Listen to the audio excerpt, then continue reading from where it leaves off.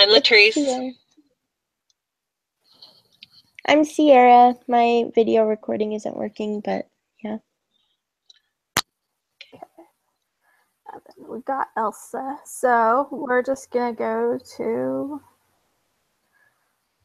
the first question, which was, we're going to, the definitions, which, or we did the 1 through 7 type thing, which one was the most like the family and which one's the least like your family, like what was your rank?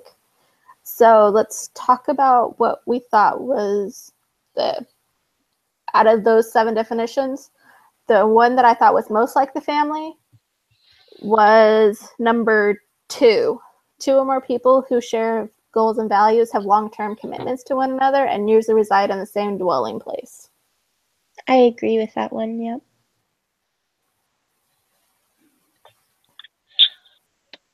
Okay. I ranked that one like 1, 2, 3, 4, 5th. I just, after reading Sister Beck's talk and listening to President Irene, I was thinking that it had more to do with our like our lineage. So I put lineage as number 1 because, you know, we all kind of come from Adam or you know, God, but through Adam and that sort of thing. So I put lineage and then the common ancestry. But I know that typically, I think the definition that you mentioned is the one that most people share these days. What's the most? Can I say something? Yeah, go. Yeah. After Sister Bex has the same testimony that the first presidency document about the family, and what church consider family is husband and wife and their children. That's the fundamental social group typically consisting in a family. That's how Adam and Eve start the human family. They were married, they have children, the entire humanity. And that model is carried over through these years. And that's how a family is formed, and lineage and everything comes from there, from 2 parents having babies. That's what I put that as number 1. But what you're saying, lineage and a group of people sharing common ancestry, that is their family too. Their family too, but they are not this. I think the reason I didn't choose the social group one is because I felt like they were trying to emphasize the fact that it's not just a social group, that it's more than that. And yeah, it's more than that, but that's how society sees the family. That's how they define a family. They don't go by our documents, the documents that we have from President Hinckley of definition of the family. Like it's a mother, a father, and children. Right. That are married, legally married. Yeah, I think of the definitions that were given to us, there wasn't one that really matched with the definition that were given in the family proclamation. It's not really, because I understand what you're saying. I understand. It's true. But Sister Beck said, and President Hinckley does not match this. This is like how everyone views what a family is. But we as religious and Mormons and with a little bit of more testimony, that's the word, can asseverate that and affirm that the family is composed by a couple that is legally married and their children. That is in our consent as church. That's how the family starts. But also, family can be considered only a single parent, and it's in the Book of Mormon. If we look in the glossary, a single parent with children that is also could be considered a family. And of course, we know also that people that share common ancestry or people that are from the same lineage are family too. Are like like a biological family, but they are what can I this is like extended family. You know that the nuclear family, that this is from previous years of this my family and marriage courses. From previous years, I learned that there is a nuclear family and an extended family. And in the nuclear family is what this fit: husband and wife and children. Then the rest, like my aunt, uncle, people that may share the same ancestry or whatever, they are also part of the family, of my family, but they are extended family. And I believe that the lineage, especially with the people that are, very distinguished, like King Arthur II, Isabella of Spain, they share the same lineage, and they are all family as well. But they are also extended or sometimes even nuclear family. Mm-hmm. Okay. I don't know. This is the way I rearrange mine. So how did So why don't you just say how you arranged yours from top to bottom? Just you did a fundamental social group first. I put first the fundamental social group. I put second all the members of the household, because usually when they are doing census, but that is not quite right anymore. I'm confused about this one. You know why? Because sometimes people, like students, rent an apartment, right, to be close to the even the missionaries. They rent an apartment, and they are living under the same household, and they are no family. They are the family in Christ, but they are no biological families. So with this one, I am kind of confused because I don't know what they mean by the household. Right. I don't know. So what? Then go ahead. I put that as second, but I'm not sure. If you can please add something to it, it would be very good, because I'm kind of skeptical about my answer.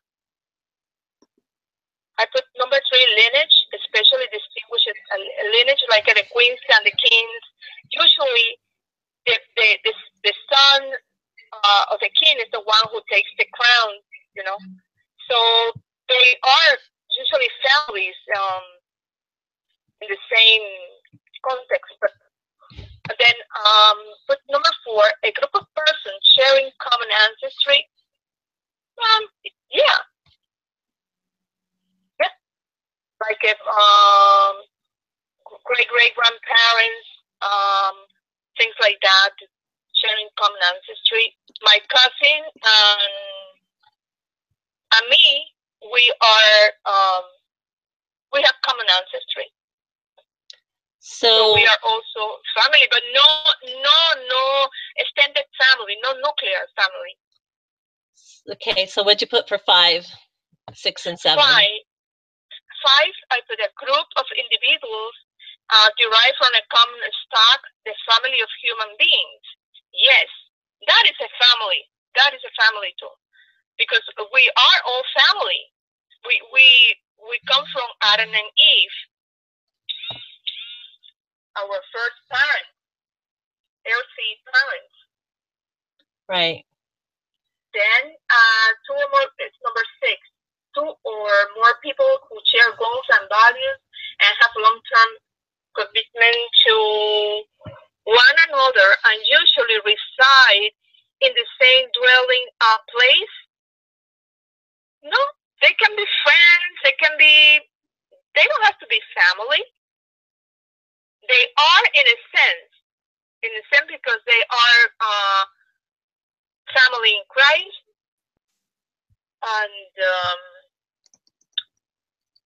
And I believe that all of this are definitions of family, but we have to choose which one is the strongest or the best concept that defined family. Yeah. And we all know that the family starts in a couple that have children. That's what I choose. Number 1 is the social group of society, and plus it's a definition of the first presidency. Okay, Stephanie, how about you? How did you rank yours? So mine was ranked as number 2 first, with 2 or more people who share this goals and values, have long-term commitments, and usually reside in the same place. And then after that, I don't know, I kind of didn't really like the other ones because like bits and pieces fit, but at the same time, like, no, that's not necessarily what a family is. Right. So I had trouble after that first one to be like, no, I could see how this would be a family. I mean, all the members of a household under their own roof. It could be a family, but it could also just be really cheap rent. I agree. Yeah. Yeah. Yes. How about you, Sierra? How'd you rank yours? For mine, I did, so the first one I did the same one as Stephanie. I did the 2 or more people who share the same goals and values, and then I did the first one, which is the social group one that you guys were talking about. And then after that, I did the lineage one. So at first I started out with kind of like a normal view of family, and then I kind of sort of switched my thinking to more of what we believe in our religion, and so then I kind of switched it to the lineage, and then the rest was just kind of all together. Yeah, a group of like things is definitely last. Yeah, that's what I put last. I did too. But everyone is agree with that because I think that that really, you know, if we took 2 or more people who share goals and values and have long-term commitments to one another, I mean, you know, there's a lot of people that can say they have a long-term commitment, but you know, we believe in that marriage commitment, that covenant, and you know, hopefully once we're married, we live in the same dwelling. But I think if we could combine, you know, that one and the fundamental social group of society, along with, you know, the lineage and ancestry, if we could combine those 4 together in a statement, I think that would be kind of the most complete definition, because I think it's that they are families. That's what I'm saying. They are asking us to put number 1, like the strongest concept. That's what their work is about. The strongest concept comes first. But if I look at all of them are fine, except for a group of people that like things. That one, no, because I mean, I don't think this is a family concept. No, it's a class. It's something different.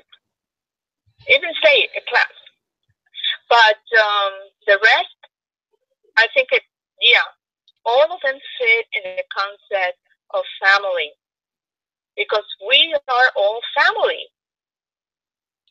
Some of us are closer families than others, and there is a concept of nuclear and extended family, and the family in Christ that is the entire humanity. We come from the same stock. Our first parents, earthly parents, Adam and Eve, and from then, the entire humanity. So if we look at this, we are all family. So is this one of the things that we are supposed to come to some sort of an agreement on and submit an definition for? Or is that one of our assignments? Yes. Defining the family. Okay. Why don't we move on and quickly go through these others, because I know some, we've been kind of we don't want to make this too long. So let's real quick go through the 4 kind of questions that we're supposed to go through with our discussion, and then we can kind of come back and maybe solidify our definition. So what was challenging about this activity? I know for technology. For all of us, it was mostly just technology. But it's not that. It's not so terrible. Not so terrible, but yes, it's challenging too. For someone that never used it, it's kind of I think a technology. Also, Sierra.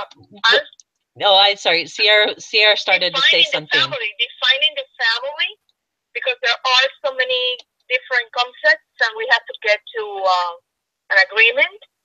It's kind of challenging too. Yeah, it is. It is a challenge to come to an agreement. So, Sierra, what were you going to say? I was just going to talk about the technology sort of part of it, where we all kind of had to get together to get that. But I also agree with defining, but I like how we all came together and kind of incorporated both the lineage part and the group part together to make one definition that we all agreed with. Yeah, I think that we can tweak that a little bit and it'll be good. What about you, Stephanie? Yeah, no, I'm totally in agreement of like trying to figure out what in my head a family means, just because the world says something and the gospel says something, and then you're supposed to listen to the gospel, but the world is shouting louder, and it's hard to wrap your head around it sometimes. So I did find that a little more difficult. And then for the go ahead.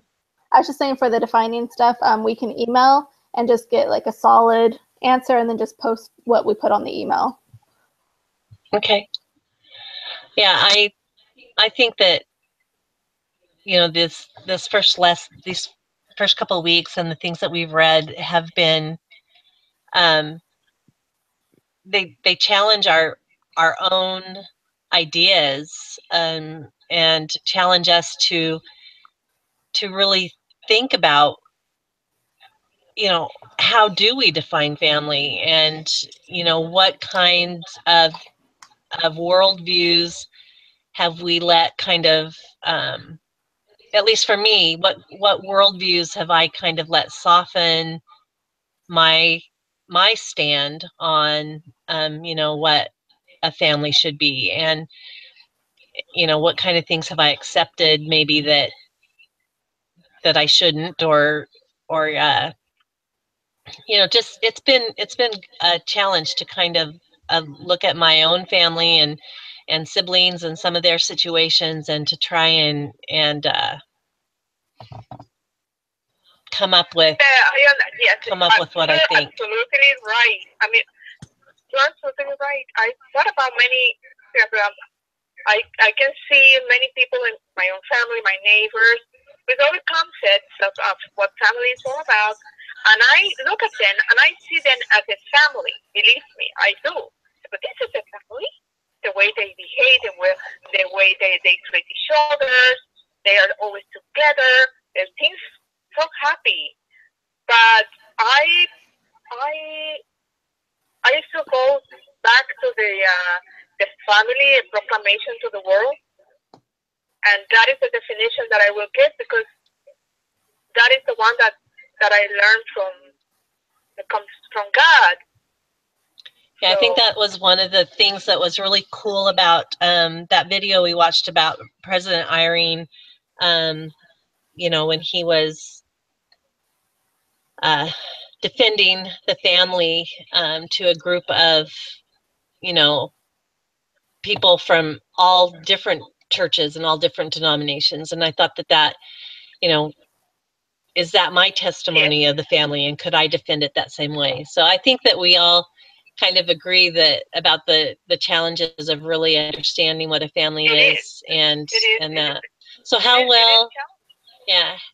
So how well do you think the average? Yeah. Now, I don't know. Are you married? I am not. No. Okay. Stephanie, are you? Not Nope. at this. Not yet. Not yet. Okay. So Elsa, are you married? Divorced. Okay. Oh, okay. So we have, and I just last week celebrated my 30th wedding anniversary. So we have kind of a mix here in our group, but yeah, it's a group of different characteristics. Yeah. So what do you think? You know, we have a couple of young adults here, but you know, so from your perspective, and then from maybe Elsa and mine, you know, what do you think the average young adult understands about the doctrine of the family? Well, I know for me, back when I was in high school and all that stuff, I really didn't care too much for it. And I know that sounds bad, but I never thought that it was a huge part of what I needed to do. And then after reading this article, it's a total mind changer, because the way you think of it now, like the more that you grow up, the more you mature, the more you think about family, the more you think about that kind of stuff. And so I think that with the average young adult or teenager, I don't think that they put too much thought into it until it actually becomes a part to think about in their future, in their lives. Yeah, I was thinking about what Sister Bex mentioned about how a lot of young adults place more value on gaining an education than forming a family, and it does, from my perspective, and you know, that's just me looking at like some of my nieces and nephews and things. It does seem to me that there's a growing need among some young adults, or a want, I guess. They want to really make a place for themselves in the world, and they want to have a good job, and they want to make good money so that they can have more of what the world has to offer. And you know, I kind of see a little bit of that. But how about, you know, Stephanie, you know, again, what's your perspective as a younger adult?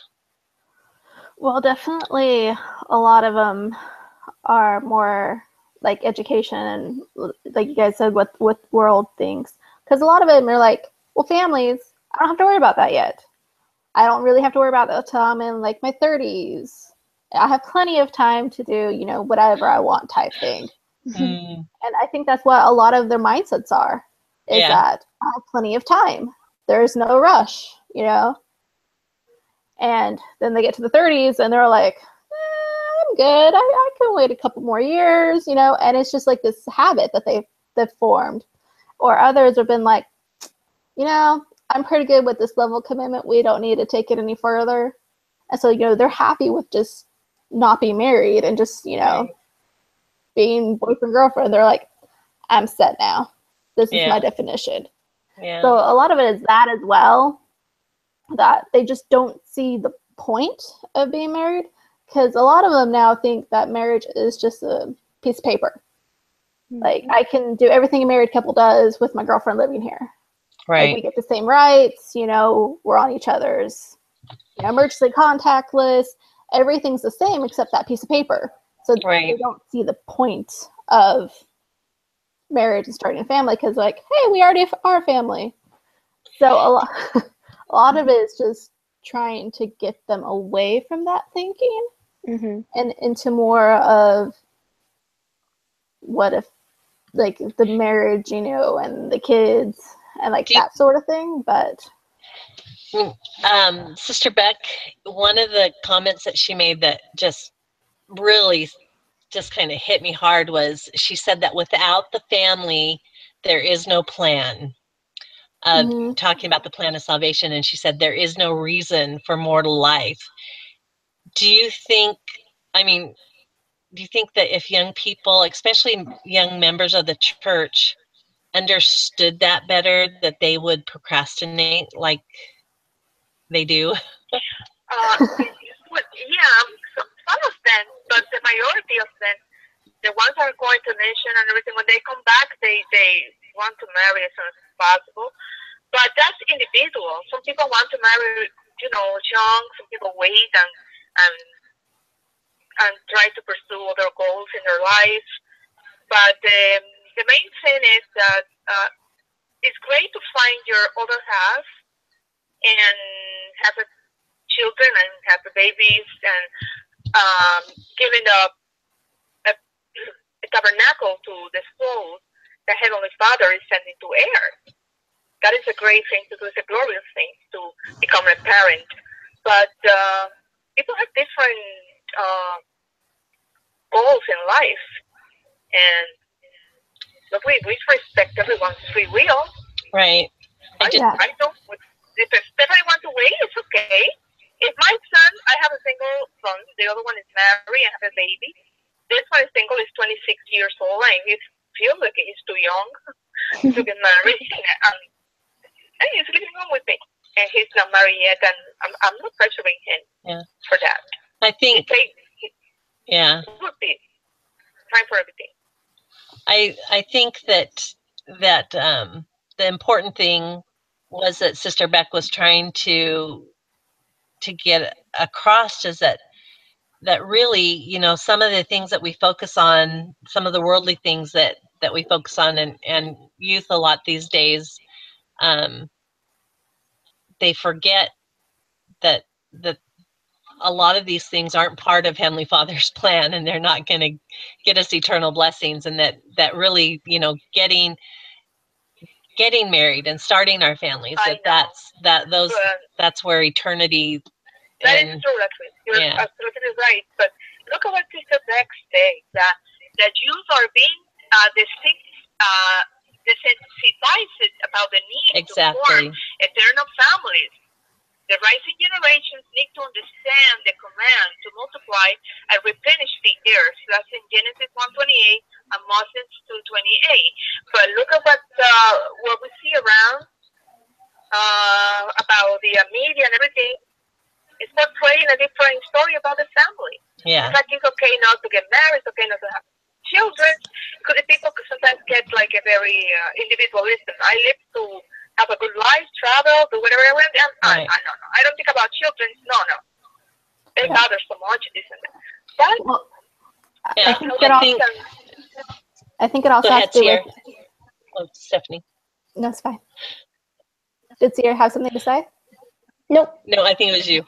Okay, sorry. No, I think it just also has to do with maturity-wise, where they're at in their mind. Are they at that level yet? Because, I mean, there are some 18-year-olds who are very mature and who are totally ready to have a family and have kids. And there are also 18-year-olds who are not in that mindset, that they're not even close to that mindset. And if they did start a family and stuff, it would take a huge toll on them and the family. Right. Because they wouldn't be able to step up into that role that they're supposed to play into. I agree. I agree with her too, because I have one at home like this. Like, he's 26, and most of the youngsters, they marry like at 23, 24.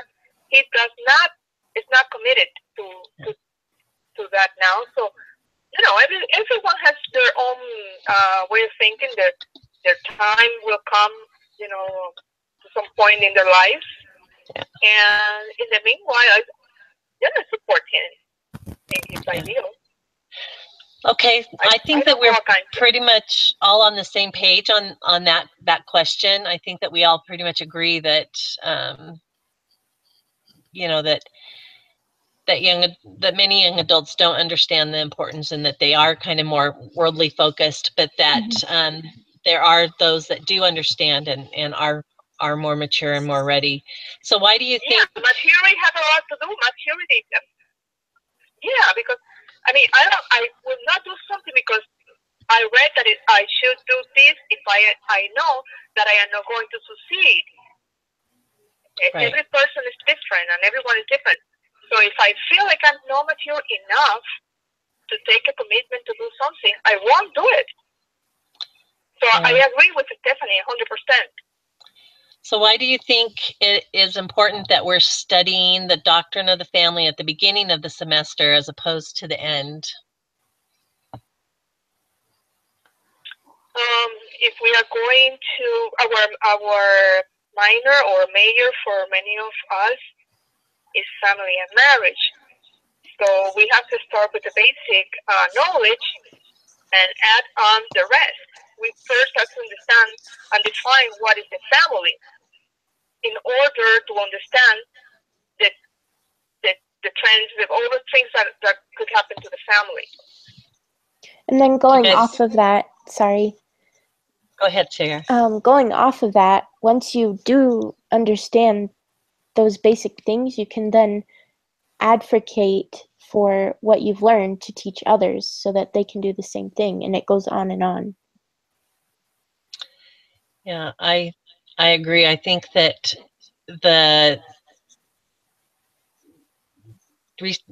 understanding the doctrine of the family, it gives us that proper framework to kind of place everything else within.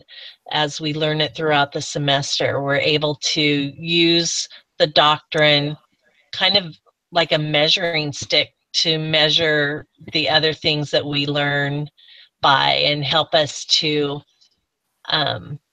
fit it all together and into one picture, and be stronger advocates for families. So I like that, Stephanie. I mean, Teresa, from beginning to end, what you're saying, perfect. Perfect, it's true.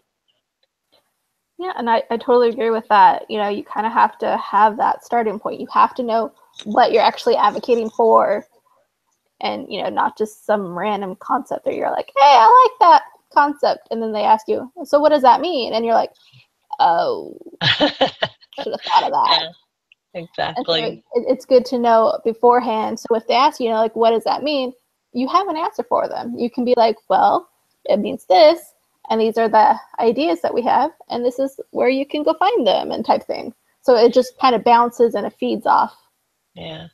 And the doctrine really helps us to really understand how fundamental and important the family is in Heavenly Father's plan. And so then we can really use the other information that we have to just support that, those fundamental ideas. So, okay, exactly. What doctrine or principle, if understood, would motivate a Latter-day Saint to advocate for family? I know the most important one would probably be the family proclamation to the world. Yeah. It has just absolutely, I mean, I think, I'm trying to remember. Elder, I want to say it was Elder Nelson. I'm not going to say for sure, but anyway, one of the apostles, I heard a talk one time, and they explained the proclamation. They said it's kind of like a pattern. And he talked about how his mother used to have a pattern, and she would sew their shirts from that pattern. And, you know, if you tried to take the shirt and then use that shirt as a pattern, each time you did that, you would be getting a little bit further away from the true pattern. Mm-hmm. And he talked about how that it was really important that we have that proclamation, that it gives us the true pattern for families. He says not every family is going to look just like that pattern, but it at least gives us a place to start. And I've always thought about that every time I read the proclamation, how, you know, this is, you know, what it would be like if everything were perfect, but at least it gives us that that pattern to follow and to try to help our families be perfect. But again, you know, one of the things that really just struck me, and I am trying to even think about it more to wrap my head around it, but it's just that comment from Sister Beck that without the family, none of this life would even matter. You know, that Exactly. there's no plan and there's no reason for mortal life, that it's all about the family. And I don't know that I really understand the depth of that comment by her, but part of me is just like, wow. Mm-hmm. She's right. I mean, that's, you know, from Adam and Eve, you know, the fall and everything, it's just all about us being bound to our Heavenly Father and to each other for eternity. And so that, I think if we could really, really understand that we would be much better advocates Mm-hmm. for. Yes. I families. also wanted to Yeah, and I go feel off of that. about the sacrifice of Jesus Christ, I mean, because he did that. Um, the doctrine of the atonement of Jesus Christ was the best example of obedience and love on behalf of the family, because he did the sacrifice. The atonement was for us, to save us, to give us the right to resurrect and have exaltation and live together as a family. So after all his sacrifice, and we should, I mean, I follow his example and defend the families. I do. Yeah. Mm-hmm. And then about going back to the creation and fall of all that, I really like what Sister Beck had said with all three of those, with how the creation provided a place for the family to live, the fall provides family growth, and then atonement provides the family to be still together to perfect that eternal growth. Right. And then, sorry. No, you're right.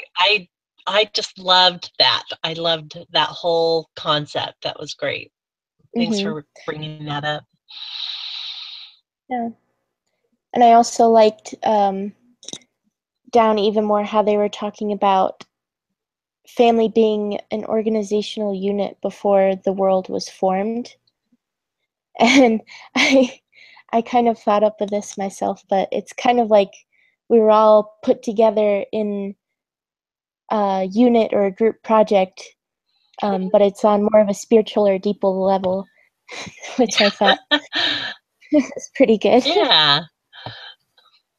Yes. We are all part of a very big group project. Love it. All right. Well, we have worked through